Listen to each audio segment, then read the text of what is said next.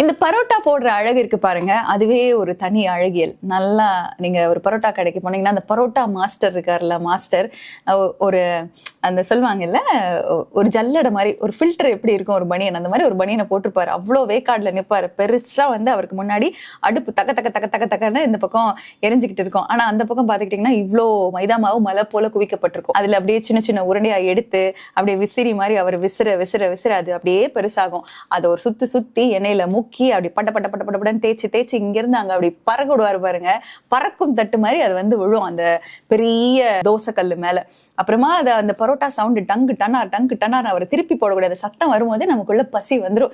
சீக்கிரம் கொடுங்கடா சூடா பரோட்டாவை அப்படிங்கிற ஒரு ஃபீல் இருக்கும்ல. பரோட்டா போடுறத பாக்குறதே ஒரு பேரானந்தம். ஸோ இந்த மாதிரி இந்த பரோட்டா கடைக்கு போனா பக்கத்துலேயே நின்று எப்படி இந்த மாஸ்டர் இவ்வளோ டக்குன்னு வேகமா மின்னல் மாதிரி சூப்பர் ஸ்டார் மாதிரி இயங்குறாரு அப்படின்னு இந்த பரோட்டா போடுறத பாக்குறதுக்கு ரொம்ப ரொம்ப சந்தோஷமா எனக்கு இருந்திருக்கு. நீங்க அதை என்ஜாய் பண்ணியிருந்திருக்கீங்களா? அந்த மாதிரி உங்களுக்கு பிடிச்ச பரோட்டா மாஸ்டர் இருந்தாலும் ப்ளீஸ் டேக் இன் கமெண்ட்ஸ். இல்லை எந்த ஊர்ல பரோட்டா அனுபவம் ரொம்ப நல்லா இருந்துச்சு அப்படிங்கிறதையும் நீங்க வந்து கமெண்ட்ல ஷேர் பண்ணலாம்.